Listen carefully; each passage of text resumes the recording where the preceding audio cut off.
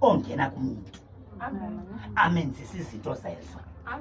uThixo ngeBhayibheli usixwayisile uthi asingalithandi izwe okanye ngesixhosa singalithandi ihlabathi. Yintoni ke ihlabathi?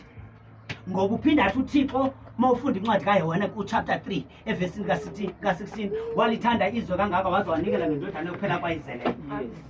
Siye sibheke ihlabathi njengezinto. Ndifuna ubheke mina ihlabathi uThixo bebelithanda unikeze thina ukuthi masibuse kulo. Yebo. Kodwa akasizelanga emhlabeni. uThixo futhi akakwazi kwenza nto kwehlabathi ngaphandle kwakho.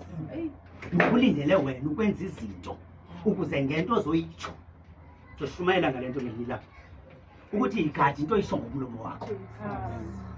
Ungaboza uthethe into emntwaneni wakho noma ungathiwa ngusisi wakho noma ngubhuti wakho ungambizi ngesidenge. Hey madoda. Uzoba siso. Noma ungacunuka kangakanani wagada amazwi owasho kumuntu ngoba ngomlomo uyadala. Ngoba uThixo ungene kuwe enza izinto ezibonakalayo ezifuna ukuthi usithinte ngezandla kodwa maziqale kwelikamoya. Ngithetha ngani bafethu? Amen. Ngomzali wakwamoya. Hallelujah.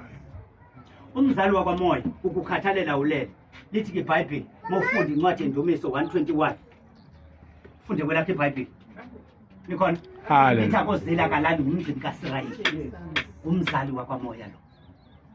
Umzali wakamoya akanandaba ukuthi isikhathi sini ofuna ukubuza ngaso. Indaba nayo ukuthi kufanele usizakale. Bakhona abangcwele. Amen. Njoba silapha sisukuyosebenza. Kodwa asikhathalelanga inyama sithi sikhathele befanele siye solana njengabantu abalalayo kwamanye amabandla. Ngoba siyasebenza. Ngidla ngokutsho ke mina ndithi ndiyayisebenzela inyama ndiphuma apha andinasendlini. Jona ngibona ngiphethe isikhoma ndiyafukuza. Nikhona? Amen. Ngoba ndifunani? Ngoba ndazixelela into yobana mandithole lo kamoya uyena ozondigayida. Hallelujah. uNkulunkulu ukhulume nami izinto ezinkulu ndingekangeni ebandleni lentokozo. Uma sengifika la into uNkulunkulu wayengitshele ngayo iyona le ndifike lapha isenziwa. Angibuzanga kubantu abangakhulanga enkosini ngoba uNkulunkulu into ayithile kumfanele ngiyobuza kulwami amkhethile. Nikhona?